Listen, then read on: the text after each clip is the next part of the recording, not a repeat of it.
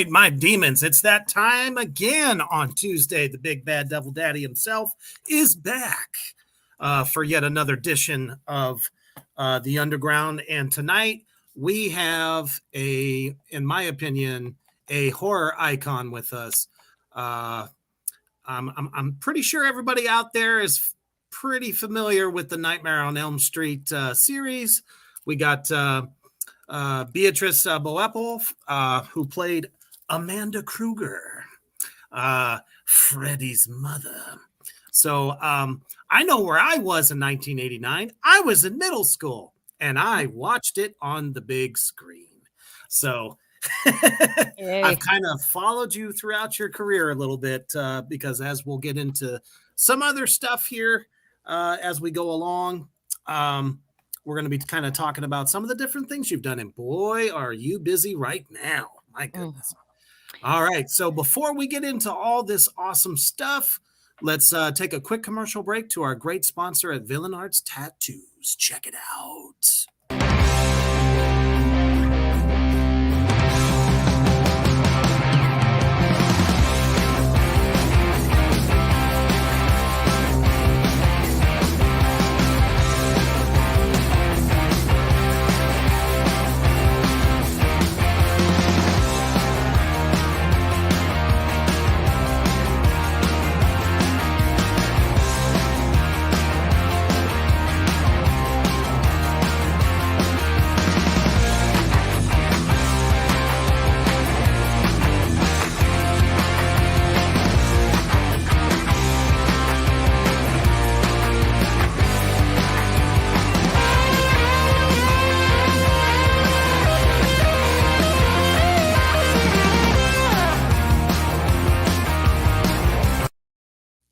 That's right. Villain Arts Tattoo Conventions are the largest in the United States. It is more than just tattoos. It's a community of freaks, weirdos, everything that is so good in life. So if it comes to your town, please check them out. And Mischief and myself will be going to one, I think, in June. So because this month we're going to be in Denver for the Rocky Mountain Horror Con. So we are back with Beatrice Boepple from Nightmare on Elm Street 5 and so many other awesome movies from the past television and as well the new projects you're doing. Kyler, what's up there, buddy? He says, okay, I'm fanboying out right now, so bear with me. Hi, Kyler. He says, thank you for taking the time for coming on to the show. We appreciate you so much. Oh, thank you. Yes, we do. Never did I ever, as I was a little devil, because once I was little, never thought I'd be sitting here with somebody from that film. And it's just an honor and it is a pleasure. Awesome.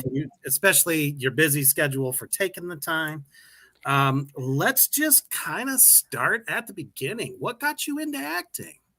What got me into acting? So from the time I was a little kid, I loved acting. I was in, I guess my first play was in kindergarten, and I was in Japan. I lived in Japan for kindergarten. Holy.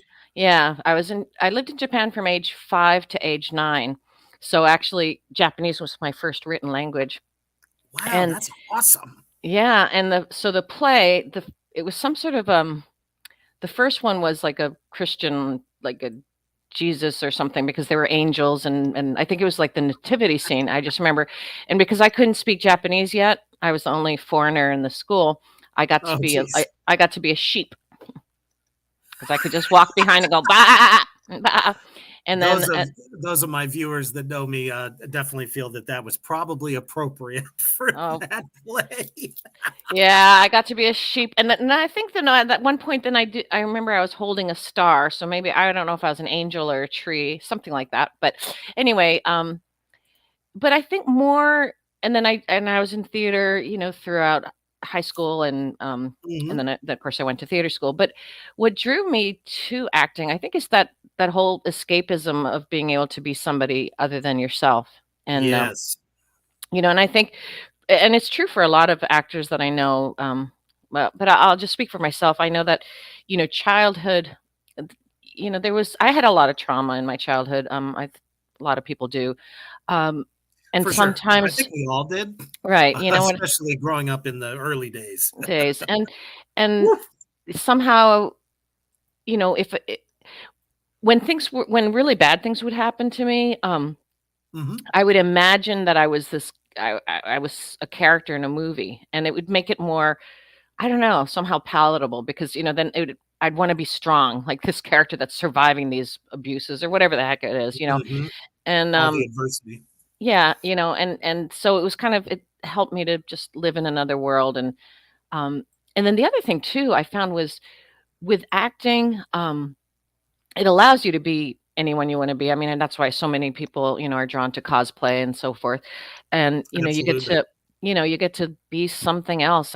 Um and I had this, you know, wh- when I did become an actor, whenever there would be a scene, or a character description that I'd get for an audition, um, especially when I was younger, it would be like, gorgeous ingenue or drop dead gorgeous or like these terms of beauty that I would be like, oh my god, like, well, they don't they don't want me. But the weird thing Right. was, well, and I mean, looking back now as an adult, and I look back at my pictures when I was, in my 20s, like, yeah, I was pretty hot, but at the time I didn't feel it, and I think a lot of people, if you've had abuse as a child, you just don't feel it. You feel ugly or whatever. But when I would like so I'd feel like, Quasimodo walking into the audition, but as soon as I would read the role, I was acting I was this beautiful ingenue, Right. and I could feel it and be it as much as I could feel and be whatever, a horse or a sheep or a man or a whatever, that's acting. So it Absolutely. allowed me to explore that, and I would actually feel beautiful while I was playing a character that said it was beautiful. Do you know what I mean? So it was, I don't know, it's this weird sort of thing where you get to live out parts of yourself that you don't accept in real life or something like that. I don't know. No, absolutely. I kind of concur with that because I've been in entertainment for probably about 25 years, but as a musician. So I was always that awkward guy. Uh, oh, Maurice is with us. He says, "We love you, Bay."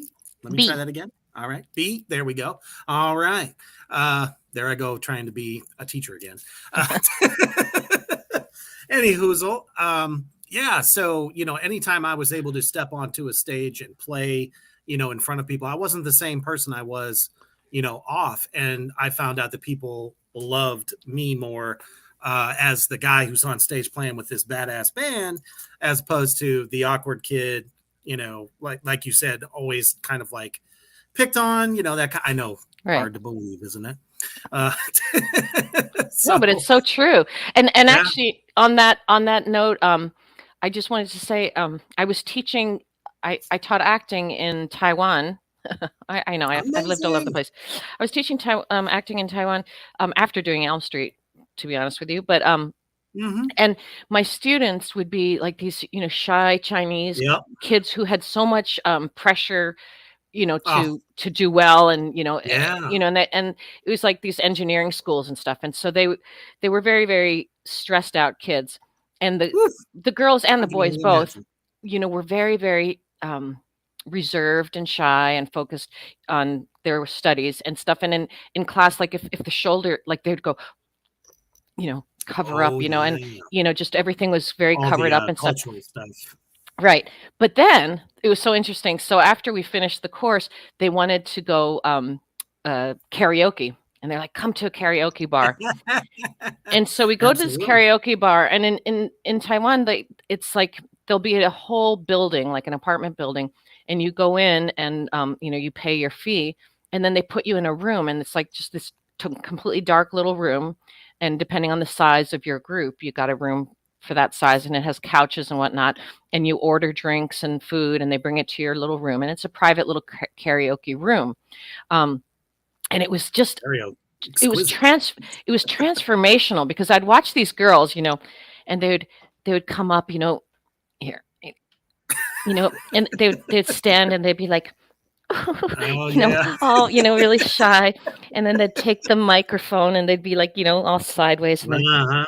the music comes on, like a virgin. Oh yeah, Oh, just they're rocking like out. all just, going all sexy and crazy. And then as soon as the music would stop, they'd be like, oh, Yeah, and right. it was the same with the guys. They would be all very studious with their glasses on or whatever. Uh-huh. And then suddenly they'd be rocking out, and just all over the place. And then they'd go back to their shy selves. So just like whether it's cosplay, whether it's costumes, acting, I guess getting drunk, getting stoned or whatever, it's an excuse that allows us to step outside of our normal, Yeah, it gets rid of all the inhibitions, and then like that inner fan, or of like either film or yeah, music, just kind of comes out and you're suddenly not afraid anymore, yeah, instead of just doing it in the shower or you know right, in the yeah, mirror. yeah. Sure. Well, so yeah, Absolutely. so oh, what is that, Kyler? Oh, that's so sweet. I'm reading the comment that so Kyler is saying that you want to, yeah. Yep. And it's so true. I mean, so many, most people So true, brother. love the first few, and so many haters of 5. It just drives me nuts. But so thank you, Ah, Kyler. That means you have good taste.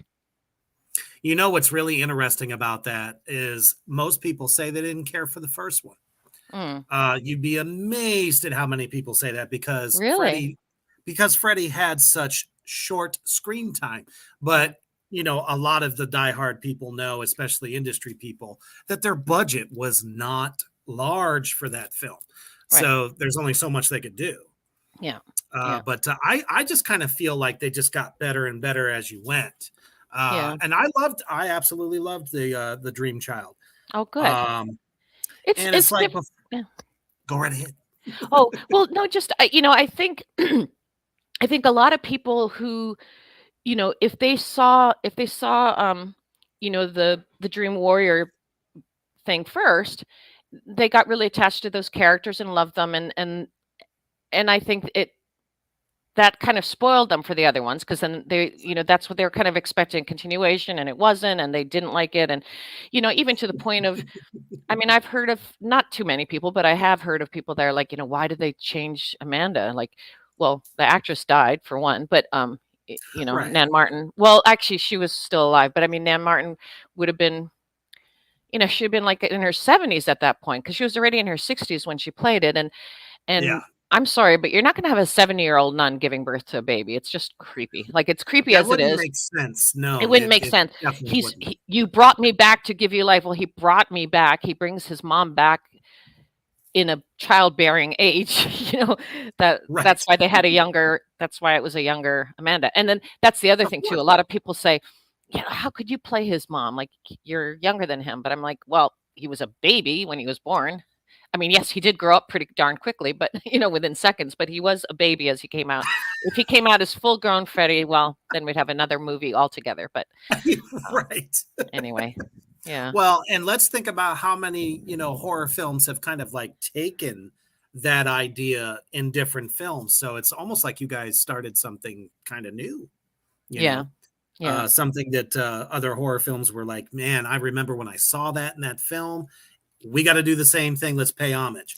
right. So, I've seen that recently in what was it, Terrifier 2, as a matter of fact. Okay, which part A are little you? bit. Yeah. The Wait. very, very end. Okay. Yeah. Because you have to Yep. keep watching the credits. Mm, okay. But Well, yeah, go ahead. oh, go right ahead. Well, I was just gonna say, yeah. So Terrifier, David Howard Thornton. We Hmm. both just worked on the Dead Place together. Unfortunately, Yes. we weren't, our scenes were not together. But and Oh, you said that you're going to the Rocky Mountain. I was supposed to go too. I'm supposed to be there because the rap party's going to be there. yeah. At and So I've so heard. most of the cast is there. Um, Hmm. but unfortunately, it just didn't work out with. I had said yes originally, and then I had to turn it down because there's just too many other shows going on, too many things going Oh, on. But yeah. yeah. Absolutely. But anyway, so I would have met you there in person too. But anyhow, Well, I guess I'll see you on set of the multiverse of Jason, hopefully. We're Say hoping. what? What is that? Now, even before doing Nightmare 5, you were on an episode of 21 Jump Street. Yes. What was it like being around a young Johnny Depp? So That question's been burning in my mind all week. yeah, I will be 100% honest with you. Johnny Depp at that point, I guess it was I think it's like the second or third or fourth season, I'm not sure, but the show had been going on for a while, and Mm-hmm.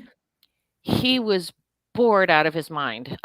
And I think Whoa! because and I think because now we know, like you look at Johnny Depp and you look at his work, he's a real actor and he's a character Oh, actor, for and sure. he does not like to do, mundane, leading man. He does interesting, quirky characters. But here, Yeah, at a yeah, young for age, sure. he was playing this teen idol, and the the the industry also just typed him into that. He was on Sure was did. Tiger Beat, and the covers of what were the other ones? Tiger Beat. We had what was the other? Can't remember. There were a couple Oh, during that magazines time? during that time. Um, and so Yeah. so he was like completely typecast as the teen idol, and you know, he clearly is not that type, and so he Mhm. was kind of frustrated and wanting to break out of that. Now, in retrospect, we all see why, because he has completely different talent and everything. But so for me, it was one of the first TV shows I had been on. I think like maybe it was about the fourth or something. So I was still, I was still very green, and um, besides which, anytime you're on a guest star on a series, they know each other. They work together. They're already a well-oiled, greased team working smoothly, and then you're kind of the outsider that comes in for that short bit. So Mhm. he he was a sweetheart. I will 100% say that. He was very kind. He was very sweet, very friendly, very warm. All my scenes were with him, but every time I had a close up, he would write a little joke and then just put it in front of my face right before they'd say action.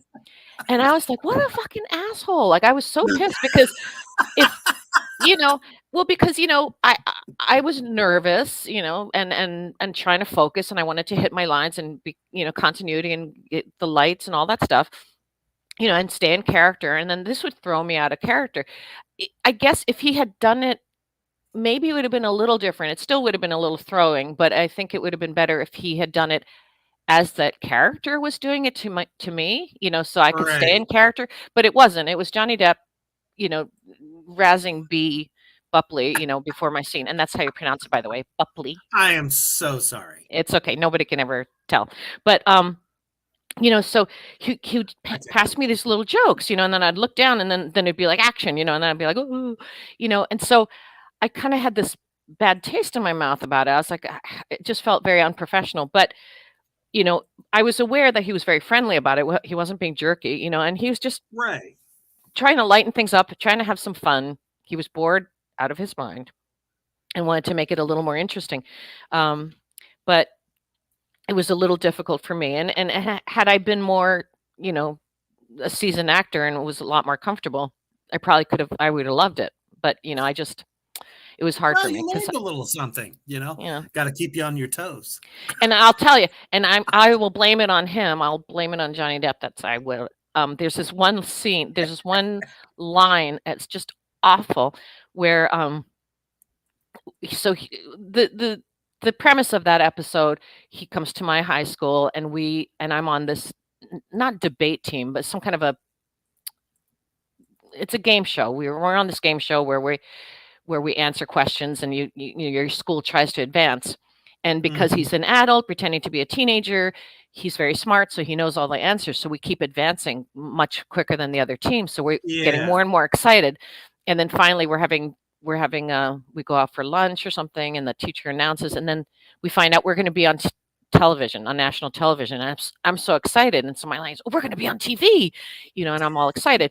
Well, while we were filming it, he does one of those stupid jokes right in front of my face, and I Oh, shit. I don't know, whatever, and it just I'm gonna blame him, although it was my fault. It just came out really ridiculous. I was like, honestly, like Goofy on Goofy. Remember Goofy, the dog? Oh, for sure. Yeah, Yep. and and I literally delivered my line. I kid you not. I go, "We're gonna be on TV." Like ooh, it was like the most ridiculous line I'd ever given. It was just horrible, and it just came out really goofy. And that's the one that they used. I couldn't believe it when I saw this screening. I was like, "What?" Like I couldn't. Right. Just awful. Anyway, so to this day, my husband jokes, like if I'm excited about something, then he'll go, "We're going to be on TV." I just whack him. But That's so okay. You get to. yeah, but so I'll blame that on Johnny Depp. But anyway, yeah. But Hell it was, yeah. you know, but he was cool. He was otherwise he was fun, like really relaxed and very giving to every actor that came on, giving of jokes. But Right.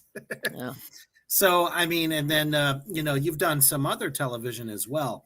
I actually think that that's really a trial by fire, to moving on to what it's like to be in a feature film. And your first one was one that I remember my father loved. And later on, as I got a little bit older, I think I watched it because they told me I wasn't old enough to watch it. But oh Stakeout, yeah, yeah, badass with Richard Dreyfuss. yeah. And Richard, then, from and there, and that was a hit. So, that was a your total first hit. film. Yeah, yeah, Mhm. And then yeah. moving on to Shoot to Kill, Hmm. um, in which you played a nun. So I was kind of trying to was there a correlation there when they were casting for Nightmare on Elm Street 5? Did they were like, oh, well, you've played a nun before, so this should be no big deal? Or Yeah, am I wrong? no, no, it really had nothing to do with it. I mean, it was an undercover cop, but she was dressed as a nun, Right. and I was with another. I've played Badass. nuns, and I have played nuns many many times, like on stage especially. So, but I guess when you're a woman, Nice. you get cast as a nun. So, is Well, you that do it holy? well. Thank you. Right. That would be like me playing a priest.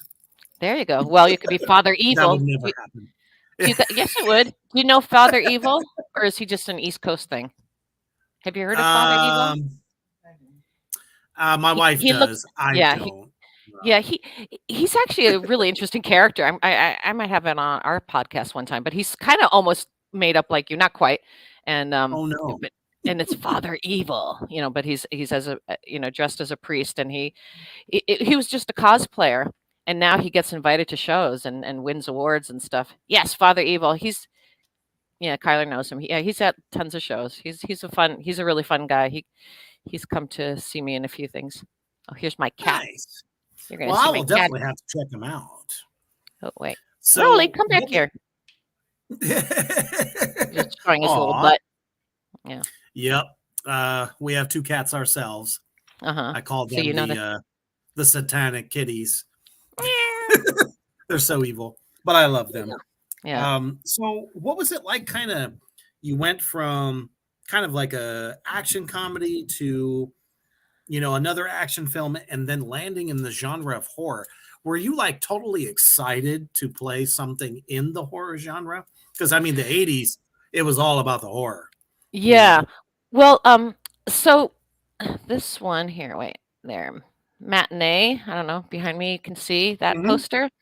That one. Absolutely. It's a Canadian film, and it was billed as a it is billed as a horror, I think.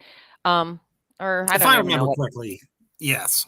Yeah, and well, I mean, basically, it's a bunch of murders that take place during a horror film festival in a small town, and the murders take place in the manner of the murder, of the death on screen. So, like, if Yes. somebody's being hung, then somebody gets hung backstage and things like that.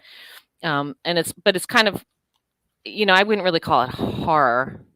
It is more of a whodunit, kind of thing. More Um, like a thriller, but suspense. but yeah, it was a thriller, and that was the same year that I did Quarantine, the science futuristic. Yeah, it Man, was, you've just done it all. yeah, there you go. That one I was the star in. I It's quarantine. I'm there with my gun. I was like the action hero. Yes. Um, and I bare my chest for a couple seconds, just for a couple seconds. Which is so uh, crazy. It's it crazy was a because byproduct of the 80s for sure. it was, and when, as an actor back in the 80s, like when you were given a script and if it had some nudity, you had to make a decision if you're willing to do it or not. Right. But the question for myself and for all my everyone I know, we Hmm. were all thinking in terms of, you know, will I be comfortable enough, can I do this in terms of the Roly, show your face. Um, Adorable. he is.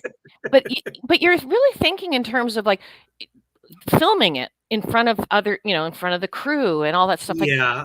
I don't know, it just never dawned on me. It wasn't it's stupid, I know, but I wasn't really thinking of, "Oh, do I want, am I okay with thousands of people seeing it afterwards?" It wasn't that. It was more like, just thinking in the immediate. Like, I don't know, you just don't think about the after product, or at least I just didn't. So I was thinking, Mm. will I be comfortable enough? And then the director said, "I promise it's gonna be a closed set. We're gonna have the minimal amount of people." So it's just the director, the boom, the sound, the cameraman, the Right. lighting. I think, like, maybe that or maybe one other person, like, that would be, like, and then my co-star, so, like, 5 people See, on I set. would always think that it would be a matter of, does it make sense to have it? Well, that but but as the actor, do you really get that choice in much of Probably not. filmmaking? That's the No, director and I producer get thing. I that. mean, a lot of the lines, do we really need does that line make any sense whatsoever? But, it's our job to kind of make it. Um, but they were things like that, and I if I were to, not that you asked me, "What is your advice to actors?" But I would give my advice to actors is, if you take on a film, if you agree to do a film, just go with the director. Listen to the director because it's their choice. And, you know, I had, maybe I was too close out of theater school or whatever, but I made those kind of questions that you just said. I would look at the script and I'm like, it doesn't make sense that my character's all dressed sexy and everything. Like she would have gotten her clothes from the garbage. And originally the director wanted me to be all in this cool, sexy outfit, and he wanted Mhm. her to be like this, kind of a very few words superhero kind of gal. And I should have gone with it. I mean, it was the 80s, and I actually had the body at the time to pull that off, but I wanted her to be real, and I was, and so I forced Well, them to put her in men's clothes and all this stuff. And to this, like, my if the husband's like, price is "What an right. idiot." What's that? I said if the price is right. But Uh-huh. anyway, That's but it not the was, way it goes. it was just crazy. But anyway, and then if you fight with a director's vision, Oh, it tends well, to not really work well. You no, got to go with what he says. So, absolutely. you But know, you I would hopefully would think that especially nowadays, that you would know ahead of time before you get there, before you make that decision. right. You know what I mean? Yeah, Because you do. if Yeah, anything that horror currently has taught us is that you don't actually need stuff like that to make a good horror film. right. You know what I mean? But Yeah. that was the 80s. That's Oh what it yeah. was all about. Yeah. Friday the 13th. And as Maurice just told us, he says we should give Multiverse of Jason a shout out, which we actually did. I don't know how you missed that, but that's okay. Yeah. Yeah, I'm But not even those films.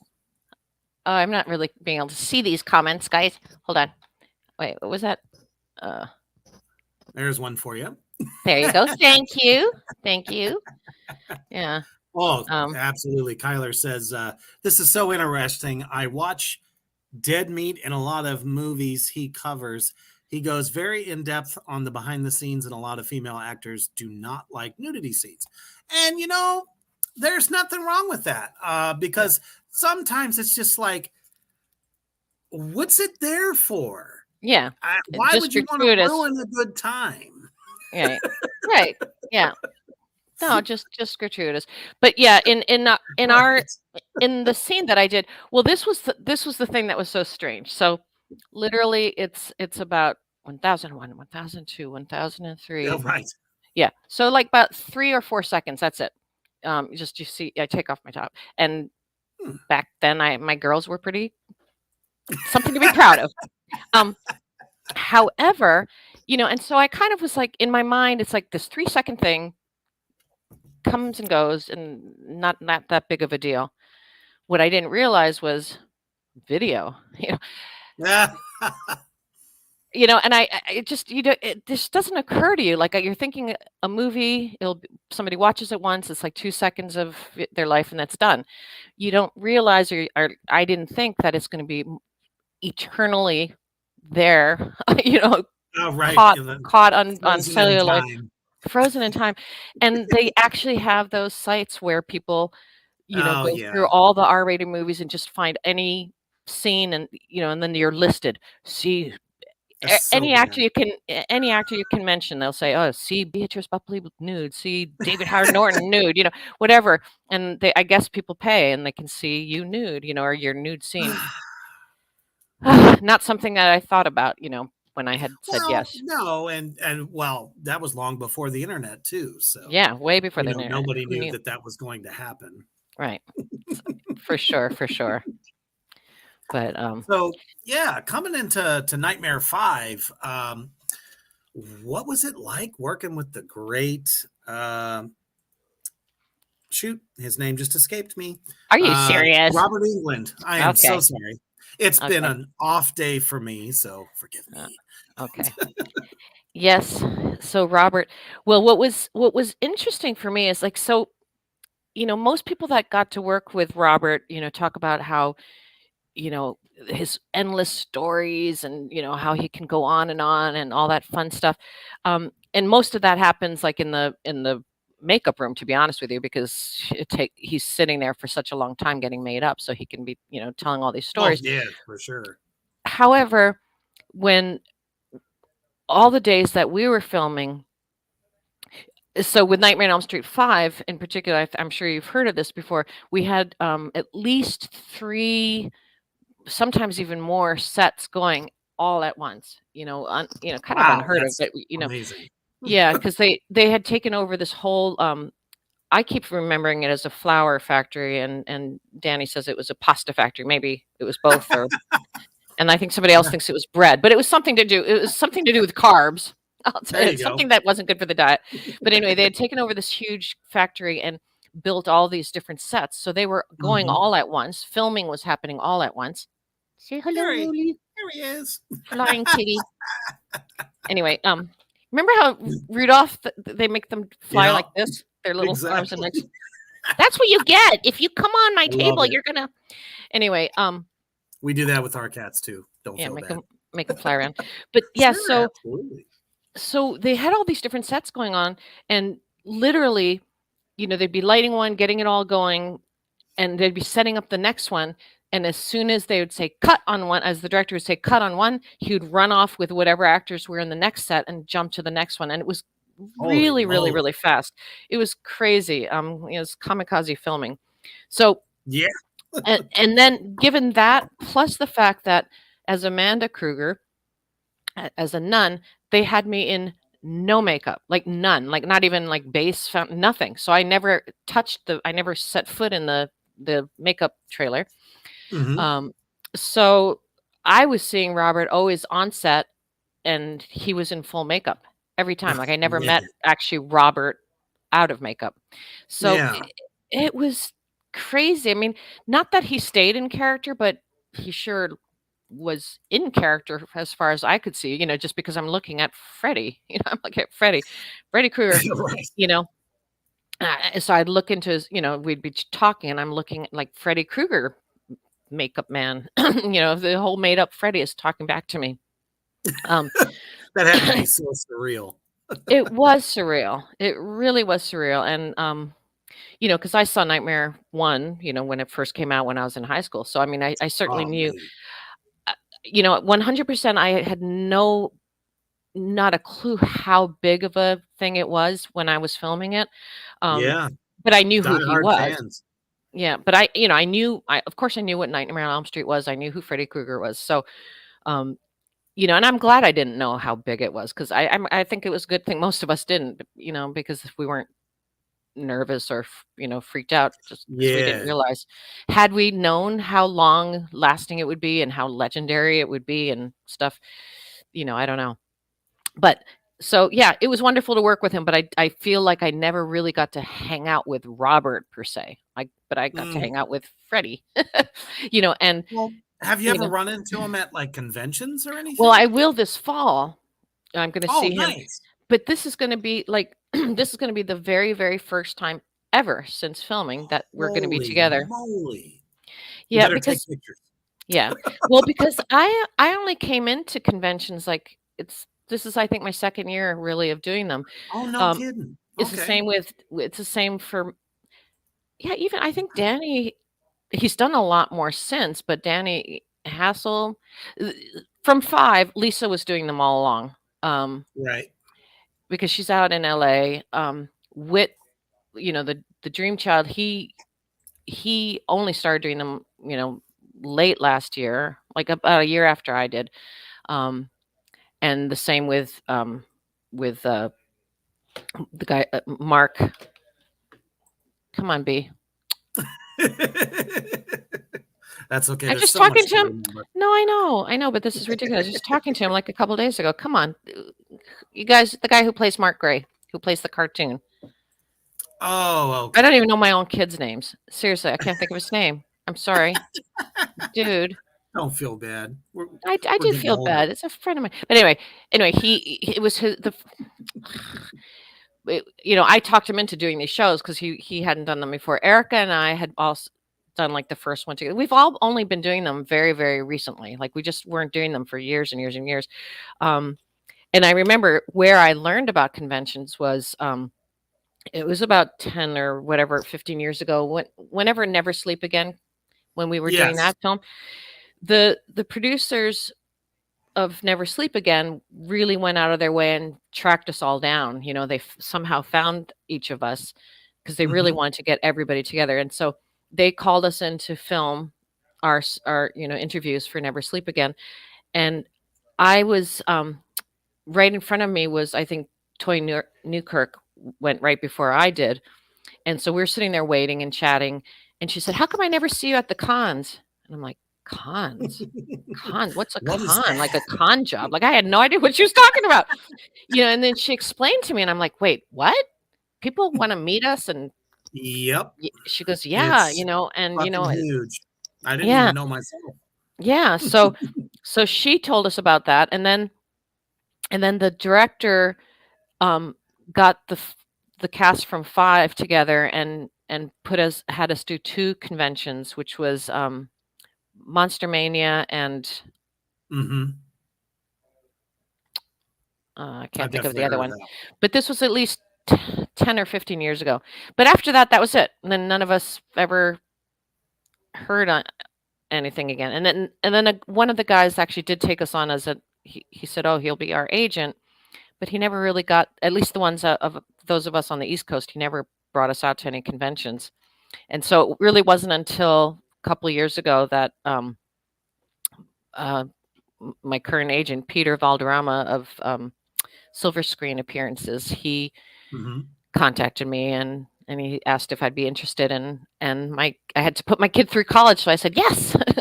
Yeah, I hell I yeah. need I I need the mean, income. So we've started to, I've been doing the convention route and it's really changed my whole appreciation for the franchise, for horror fans, for this whole community because I've now really yeah. become a part of this community and it's blown my mind how amazing, of a family it is. The horror family is just pretty special. Yeah, I Um, mean, it's, like, almost better than winning an award in a way, somebody comes up and they're like, "Oh my god, that you were in that. Oh my goodness." It's like you didn't even know that people knew you existed, right. beyond the '80s. Yeah. And, yeah, I mean, just at the tattoo conventions, people go, "Oh, man, I watch your show all the time." I'm like, "You do? Right. Hope I didn't suck." You But know? it's cool, right? And then just It really is. and the love that the fans have for the films and I mean, if you look behind me, look at all this art on my wall, and these are all, No, it's amazing. different fans, fans, and I mean, they're all artists, but Yeah, they put together this amazing fan art, and for me, it's an honor to keep Amanda alive because she's yeah, I think she is really one of the underappreciated characters for who she is, in the whole yeah. I storyline. agree. And this is my time to plug my book, because There it is. if you read this thing, The Kruger's Curse: A Nightmare Before Elm Street, this is the backstory to Freddy Krueger, as told by his mom, and who better to know his backstory, and it has wonderful illustrations. Joe St. Pierre, who does, Marvel comics and stuff. Oh, wow. Yeah, there's some. I mean, look at this. Look at this moon. That's like That is Freddy, amazing. and this claw-looking tree. There's but it's a pretty. And then, where on earth would you ever see this scene? Look at this. Oop. Well, this we all know. This scene we all know. Right. But But it's drawn so eloquently. yeah. Kyler says, yes, I'm so going to get that book. And then look at this. Have you ever seen a pregnant nun? No, that's No, probably a first for many. right? Probably So blasphemy at that. So yeah. Oh, I'm sure. You know what? I'm all about it. There's been two smaller conventions that wouldn't have me because it's too like they won't have a nun in horror. Oh, get the fuck out of here. Come No, on. seriously, like they wouldn't let me. They didn't want me to People appear. can get sawed in half and limbs torn, and you just because of that. Right, and not to mention, and honestly, like when you think of all the Jeez. creepy nun movies, and she's a nice nun. Yeah. Like there's nothing bad about Amanda. I mean, she was a nice, No. good nun. She just got raped. She can't help it. But anyway, Right. so this is a great backstory, and it just, because I love the character of Amanda, my heart goes out to her. Like It really should have gotten fleshed out more on it's film, in my it opinion. it should have, I mean, to be a nun and to be raped, then to have this child, and then to have Huge. to give him up, which I go into a lot more detail than you ever see in the film. Like, she didn't want to give him up. I mean, she's a mother. What mother wants to give up their kid? I mean, they are Exactly. some, but not her. And I wanted, and that was something very important for me to portray in my character. When she's going to destroy him, she's not happy to be doing No, it. it's It's very like difficult. she knows, she feels responsible. She can't, as a nun and as a human, she can't have her son going on and killing and killing and killing, but No. she does not want to have to be the one to destroy him, but she will, but that's a big sacrifice. Anyway, she's a pretty tragic character. And she's also the only creature that Freddy's scared of, and he does not kill her. If you notice, he doesn't kill her. Nope. I mean, she's already dead, so how could he? But still, although there You is a would think he could like scene. banish her somewhere. Well, here, I want to show you this. I'm going to show you guys one more. Look at this scene. Little hint. Can you Oh, see? wow. That's Yeah. pretty amazing. So anyway, but it's a really good read for anyone who loves Elm Street. This is a must-have, and not just because I wrote it. It happened to turn out very, very good. But um, uh, I just think it's an important addition to any collection, because it follows the films, but it fleshes out, the details, like the Alice Cooper character, beaten on him. Like, who the hell was he? Like, why was he like that? I fleshed that Right. out. I give him a background, that dad, and Nice. why was he that way, and was there a Mrs. Alice Cooper creepy dad, and what kind of relationship, and Freddie's dating that, the woman that became his wife, and all that kind of Mhm. stuff. I kind of flesh out little details. It's a book that Elm Street fans would love. If you're not an Elm Street fan, it means nothing. It's just there's so many Yeah. little things in there that really wouldn't be, you just wouldn't even get, but um like for example, there's, one scene when Freddie's born, or there's something, she says something about, his perfect 10 little fingers and 10 little toes. And, like, I think to Elm Street fan, you're like, his 10 finger, We Uh-huh. just think differently, you know. Like we know what they're going to turn into, you know. So anyway, Tyler says one thing I really wish they explained more was Freddie to being born to being taken away and how he was raised. yeah. So Yeah, that's all in this that would have book. been killer. That, Oh, see, there that's you what go, Kyler. Get that's the what book. that's 100% what's in here. It tells you exactly what happens Oh, to that's Freddie, awesome. and it's all about his childhood, and also why do those jump rope girls appear? Yeah, for sure. Yeah, that's in Um, here too. Now that in and of itself, I could see being another chapter, even film wise. Have you ever thought about trying to see if anyone was interested in that? Like Well, I'll maybe tell you. trying to bring that to the screen? Well, Nick Benson, you guys, you know Nick Benson. He wants to make this into a film. Oh, Um, hell yeah. You better yeah. have a So, part in it. well, yeah, it's my book. Yeah, I hope Damn so. it. But well, now I'm the right age for Amanda. You know, at the end of her life, when Well, for sure. I'm if they ever if they did a film of her being Freddie being born again, then obviously it'd have to be a younger actress playing her then. But I get to be the older Amanda now. Because Nan Martin's not around anymore, and I'm so anyway. For sure. Flash Yeah. Tainment says, can we promote your book in the film? Sure. I say let's do it. Yeah, let's I'm do in. it. Let's do it. Yeah. Insert take my money. Oh. Yep. Oh, no worries, man. Well, this yeah, Where can I everybody haven't get it? yeah, I haven't announced it yet. You guys are the first to hear that I've got the third printing. Yes. The first two printings sold out right away, but Oh, I bet I'm sure they did. Holy yeah. shit. So and they all come autographed. But you can get it on my website, Beatrice Boepple, my name, .com. You heard it here first on the Underground, demons. Right there.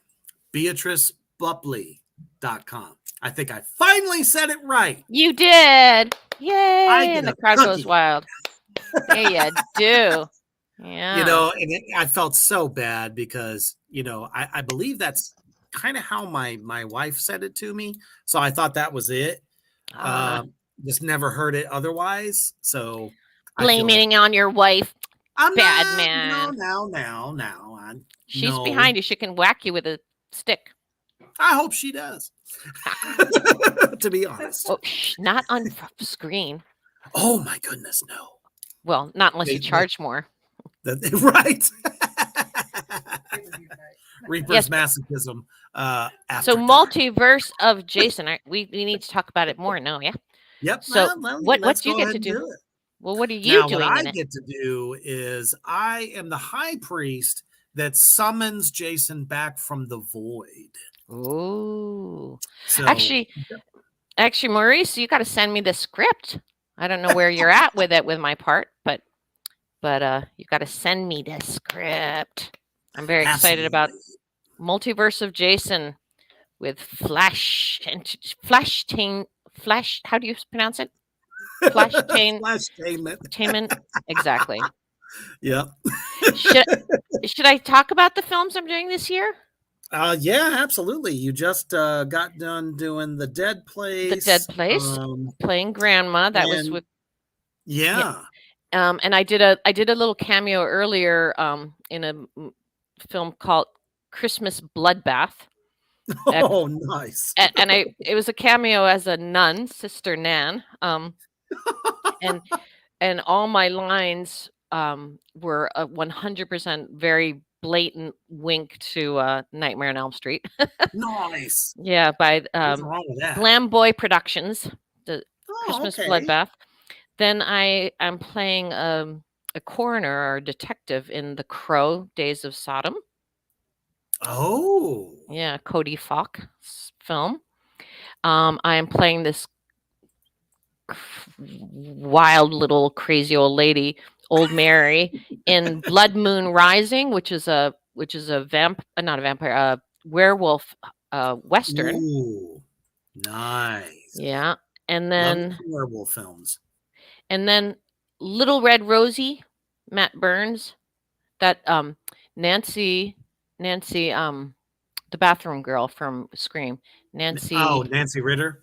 yeah, Hmm. she's in that. And she and I have been dying to meet each other. We both became friends on Facebook, and she just seems like an absolute doll. She just seems like a Nice. sweetheart. So anyway, so I'm doing a scene with her in that movie. And then Multiverse of Jason, of course, very exciting. And then Emerald Forest, although I don't think we'll start my scenes. I don't think we'll be actually filming that. I don't know if it's going to be this year or not because he's looking at a pretty big budget. Darren Lee Yeah. Culp, but that's Emerald Forest is with everybody. So Mark Patton from Elm Street 2, Danny Oh, Hassel, and Lisa cool. Wilcox from 5. Hmm. Felissa Rose will be in it. Sleepaway Camp. It's Oh it's a yeah. bunch of us. Yeah, it's like all filled with horror film people, but That's awesome. it's a fantasy. It's a Wizard of Oz, 100 or 1,000 years before Dorothy ever stepped foot there, and I'm playing Yeah, this. yeah. I was reading about that one. Yeah, and I'm playing this wicked green witch Nason. Ah, so that's awesome. so yeah, so a lot of fun roles this year. Um, and in the shows that I'm allowed to say are this weekend, I'm going to Queens of Horror in San Antonio, Texas. And that's with Hmm. Mark Patton and Kim Myers from 2, and myself and Lisa Wilcox from 5. Then I'll be in Pennsylvania May 20th, Greater Media Con. And I think,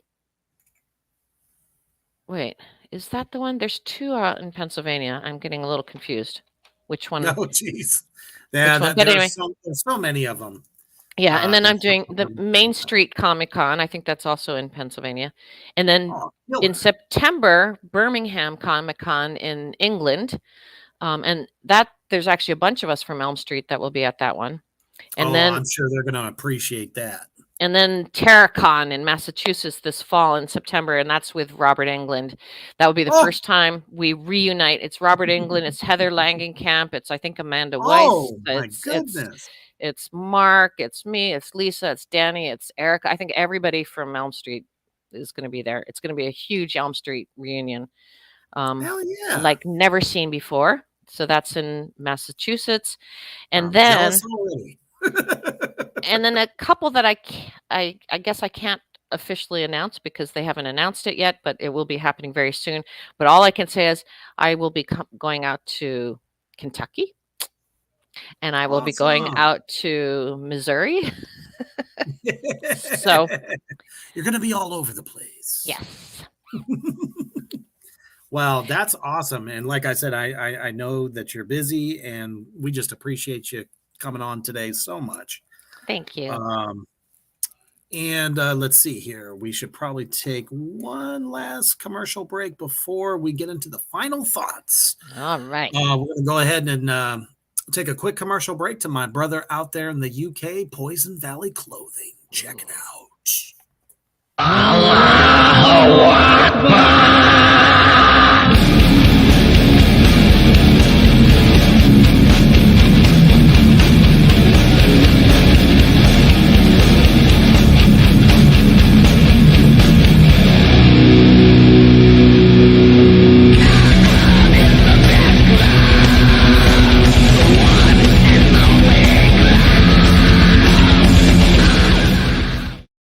That's right. Poison Valley has dropped 3 new custom t-shirt designs. Check them out at Poison Valley Clothing on Facebook and get your order placed. All right. So, what a fantastic career, and you're still going stronger than ever. What would you like to leave with the new fans you've made tonight, as well as the fans that have come to see you? What would I like to leave with them? Um, let's see. Words Well, of wisdom. words of wisdom. We cannot control what happens to us, but we can control how we react, how we respond. No, seriously. No, but that is that it's very important because you It is know, true. It is very true because life, is filled with ups and downs. And when you've lived as many years as I have, you learn that I ain't it's too far always going to. behind you. Mm, I don't think so. I'm 61, 46. 61 years old. Ah, okay. Yeah, That's about looking good 13, though, right? 14 years for me. But I look good. I would have never guessed. Yeah. Nope. Well, thank you. But yes, yeah, I was born in 1962, so I am 61. But anyway, and after living that many decades, you learn that life is always going to be good times and bad times. There's going to be ups and downs, and I think we've all gone through, the horrible periods when a lot of bad things happen in a row. Like we can all take it when like something crappy happens and then you move on and then the rest is good. But it just happens, thank goodness, not forever and ever and ever, but For sure. sometimes we go through a cycle where maybe for an entire year, or maybe it even seems like a little bit longer than a year, but never generally too much longer, where just one bad thing happens after another. People you love are dying, and people are getting sick, and you're losing jobs, and people are breaking up with you, or whatever, like just crap on top of crap. But even those horrible streaks never last forever. They don't. Something will always shift. So it's just trying to stay that middle ground and just keep moving one step in front of the other, and knowing that you will get through this, and you will. I mean, you can. I've gotten through a lot of things. I've held my Absolutely. baby as she died in my arms. Mm, I have been raped. sorry to hear I that. have I have been raped. I have been beaten. I've had a lot of shitty things happen to me, but I've also had a lot of wonderful things happen to me. And you know it's life. And so what I would like to leave people with is, if you are in the really good times, enjoy the heck out of it, love it. And if you're going through a shitty time, just bear with it, breathe, and focus on the tiny little things that are good in every day. So like maybe you're having the worst time of your life, but you had a really good cup of coffee, so focus on that yummy good cup of coffee. or The little or things. yeah, or maybe you just had a beautiful sunrise, even though the rest of the day sucked, but just focus on the good things, because you just got to get through it, and good times will be ahead. And then bad times will be ahead of that too, but then there'll be more good times. So anyway, Thank you. okay. Oh, Thank you so much. yeah. And And Kyle, I just want to respond to Kyle, because or Kyler says yeah. nothing ever happens here in Virginia, but this I believe that Greater Media Con is Media, Pennsylvania, which apparently is like right on the border of Virginia. Ah, So wait, no, that's not possible, is it? Pennsylvania doesn't go to Virginia, does it? Am I being I crazy? don't believe. No, sorry. Oops. Yeah, you got to We get gave you through. hope and we took it away, but Yeah, there's nothing like a good road trip. yeah, it really. I mean, it probably be less than 4 hour drive. I would And say. there was a guy, a fan drove 7 hours from Vermont down to New Jersey just to Wow. see me in a show. That was it. Like he just wanted my autograph, and he drove 7 hours one way. So I said, "You sit right next to me, and we're gonna have a chat, have a cup of coffee." And he's like, "What? I can sit next to you?" And I'm like, "Of course. You That's drove all awesome. this way, man. I'm not gonna have you Hell just yeah. take an autograph and walk away. Like, hang out, man." So he did. Mm-mm-mm. So, Kyler, if Humble. you drive down to Media, Pennsylvania, if it's not busy, you can have a sit next to me and have a cup of coffee. Take her up on that. For real. Maurice says, sorry about that. My assistant was supposed to email you the script. Excuse me. I'm at work watching you guys live. I will email it to you tomorrow. Good. So we got that all taken care of. Don't Yeah. forget me, Maurice, because I'd like to see mine as well. There you go. Well, thank you so much for joining us tonight. I like I said, I know you're busy. Just got back from, over there, and Whew, just a wealth of wisdom, knowledge, for anybody, that's trying to break into acting, especially indie acting, and as well as myself. I mean, I'm taking the plunge here late in life, but I ain't looking back. It's been Yay. wonderful ever since. Yeah. But yeah, at the end of the day, people, remember all the good stuff.